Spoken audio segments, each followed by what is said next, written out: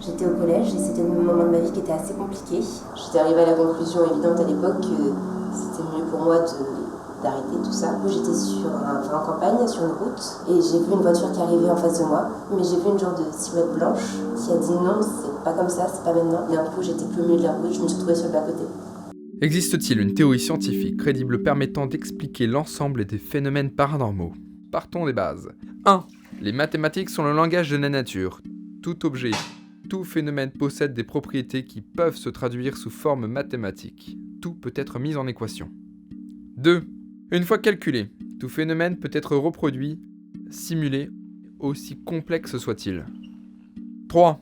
De la même manière, tout ce qui nous entoure ne sont que des informations captées par nos sens que notre cerveau se charge de traduire afin que nous nous simulions le monde qui nous entoure. Par simulation, on entend que tout ce qui est observable n'est pas réel. Par exemple, vous voyez cette orange ? Vous et moi, on l'aperçoit orange. En réalité, elle est de toutes les couleurs, mais absolument pas orange. C'est vous qui la percevez ainsi. Pareil pour sa masse. Elle pèse quelques grammes. Mais en fait, si je la mets à proximité d'un trou noir, au milieu de la Voie lactée, cette orange, elle va peser des tonnes. Donc tout est relatif. Il n'y a pas que le temps qui est relatif. En fait, vous percevez cette réalité à partir des données que vous captez. La science a prouvé que l'univers était entièrement vide, qu'il n'était composé que d'ondes et que de fréquences. Il n'y a rien de vrai. En 2003, c'est un chercheur du nom de Nick Bostrom qui a démontré de façon logique que nous sommes dans une simulation. Stellen wir uns vor, dass der Mensch in absehbarer Zukunft dazu fähig sein wird, künstliche Intelligenz in ausreichend hoher Komplexität zu schaffen.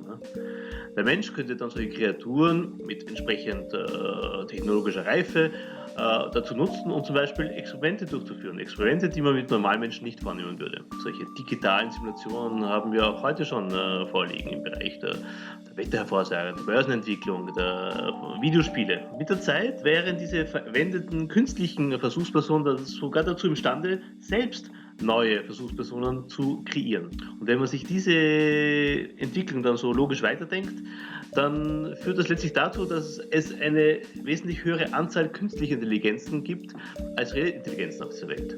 Eine Vielzahl simulierter virtueller Realitäten gegenüber einer einzigen nicht virtuellen Realität. Und gegenüber einer solchen Mehrheit virtueller Realitäten, was erlaubt uns dann noch zu behaupten, dass genau unsere Welt die Originale sei? Woher nehmen wir die Sicherheit, dass nicht unsere Welt auch eine simulierte virtuelle Realität darstellt, die von irgendwelchen übergeordneten Administratoren verwaltet wird? Wenn von einer unendlich hohen Anzahl virtueller Realitäten ausgehen, dann existiert auch nur eine unendlich kleine Wahrscheinlichkeit, dass unsere Welt keine simulierte ist. En s'approchant de la vérité, nous nous éloignons de la réalité de notre monde. Pour prouver cette hypothèse, des chercheurs de l'université de Washington ont tenté de déceler des phénomènes physiques propres à cette simulation en identifiant une signature.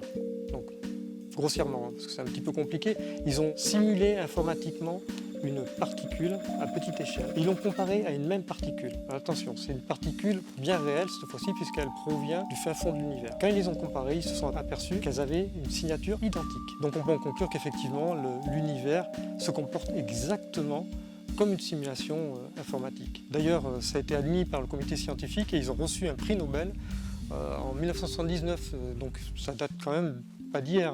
On peut effectivement faire un parallèle entre physique quantique et simulation. À savoir que si vous avez bien compris ce qu'était la physique quantique, déjà vous êtes mal parti parce que vous n'avez rien compris. Mais on peut se baser sur la théorie du chat de Schrödinger, où en fait on place un chat dans une boîte et tant qu'on ne peut ouvrir la boîte, on ne sait pas si le chat il est mort ou vivant, en fait il est les deux à la fois. On va appeler ça en simulation une compression de données. Tant qu'une réalité n'est pas observée, la simulation ne la calcule pas. Donc aujourd'hui, il n'existe aucun moyen de déterminer si cette théorie est fausse. Par contre, on sait déterminer qu'elle est vraie. Toute simulation comporte des erreurs. L'informatique nous le prouve bien. Or, dans l'univers, il y a constamment des bugs. Alors, je travaille sur la matière noire. Ce qu'il faut savoir, c'est que la matière noire correspond à 80% de notre univers. Et n'interagit avec rien.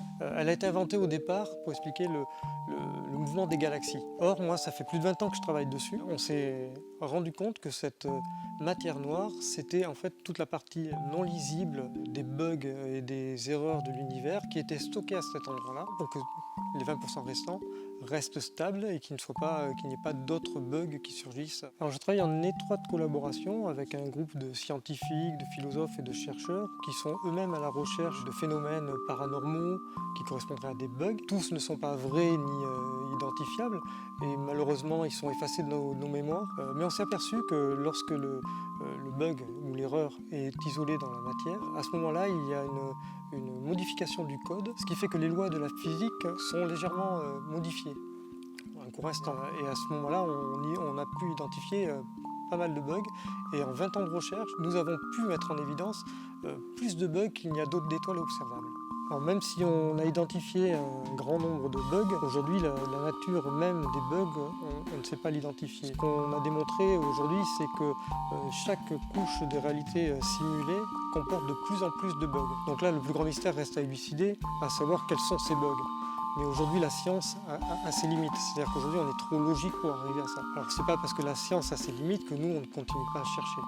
En 1927, l'oiseau blanc qui devait battre le record de distance disparaît en quittant subitement l'écran radar alors qu'il traverse l'Atlantique.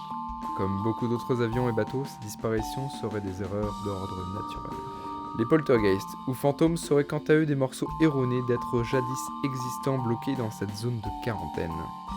Nous sommes donc sous l'emprise d'êtres supérieurs, probablement inconscients de notre conscience, tout comme nous le sommes avec nos Sims. Alors, concernant le libre arbitre, une équipe de scientifiques en 2013 a simulé informatiquement une cellule. Sans l'avoir programmée, cette cellule s'est dupliquée d'elle-même sans l'intervention d'administrateurs. Ça prouve bien que nous sommes nous-mêmes maîtres de notre propre évolution. Comment je fais pour venir travailler tous les jours comme si de rien n'était? Et pourquoi je m'arrêterai? L'univers est imprévisible. Une supernova, un trou noir et la Terre disparaît en un clin d'œil, sans qu'on puisse rien y faire. D'ailleurs, selon certains scientifiques, la théorie de la simulation replacerait l'homme dans l'univers, comme la théorie de l'héliocentrisme il y a 500 ans. C'est une théorie passionnante, moi je n'en lasse pas. Si je peux vous donner un conseil, suivez votre instinct. Il y a un joueur en chacun de nous.